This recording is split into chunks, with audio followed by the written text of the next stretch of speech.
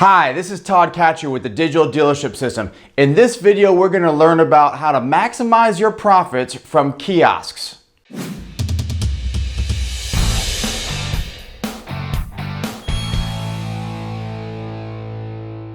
Kiosks can be an integral part of your dealership.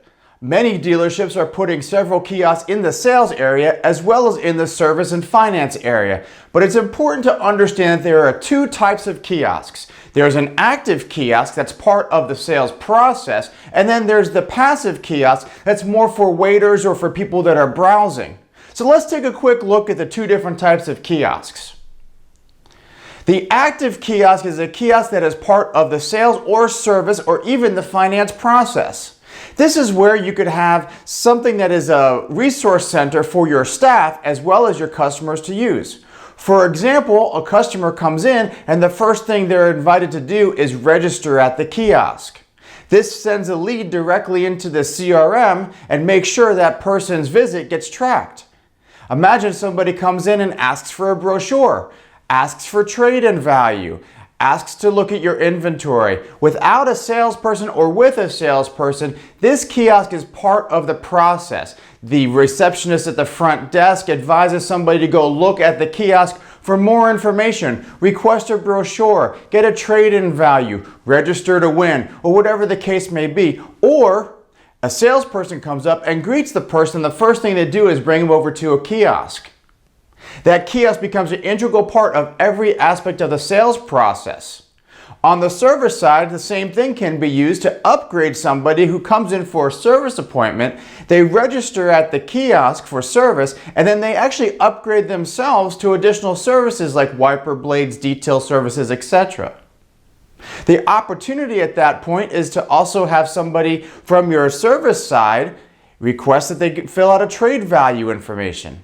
We actually have one dealership that incentivizes their service advisors to actively ask their customers if they're interested in a trade today and to use the kiosk to facilitate that process.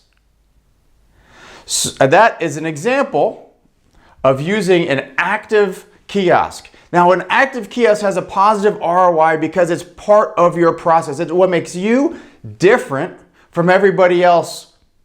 Most customers are going from dealership to look for cars and to look for the service that they want. They're going to stay with the customers and they're going to stay with the dealerships that are best at providing them the services in a transparent way and a process that works for this new generation of customers. And passive kiosk is a system that sits there on a wall or in an area or in the lounge area, and it's kind of wrapped in a way that is indiscreet. It's not a call to action in any way, but once somebody's there, it's a customer resource center with lots of information for them. That potentially can lead to a sale or lead to a service adjustment or lead to something more, but it's not part of the process, so it's passive. So what's the ROI on that? It's kind of like spending money on something that you want to have there. Let's say it's a gym membership, right? You have a gym membership, but you don't use it. Well, you don't want to cancel it because you're going to use it. So the same thing with a passive kiosk, right? A passive kiosk is a solution that sits there, and the ROI is if somebody uses it, but you're not creating a process. So your expectation has to be lower of the ROI of that system because you're not using it as an active part of your business. So how can you have an ROI in something if you don't use it as part of your business? How do you have an ROI of any vendor solution if you don't use it? If you have a website that you don't market, how do you have an ROI? You don't. What happens if you have another solution? Maybe it's a lead generation that you don't maintain. It's not updated. There's no new images, no new nothing. So how is that ROI? It's not.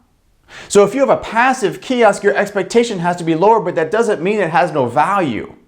See, the value versus ROI is different because as a value, you are appealing to certain customers, like the new millennial customers that are touching everything anyway. Oh, what's this?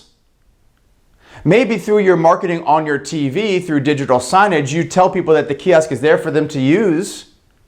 Maybe in your marketing efforts, you tell them that it's there to use, but it's not part of the process. That's what makes it passive. So in wrapping things up, I want to let you know there are two types of kiosks, and your expectations need to be in line with those kiosks, as either they're part of the process as an active kiosk or not, which would be a passive kiosk. It's important to understand the difference. Make sure to check out our website at digitaldealershipsystem.com to understand more about the different types of kiosks and different layouts and different structures and different forms of kiosks that are available from the Digital Dealership System.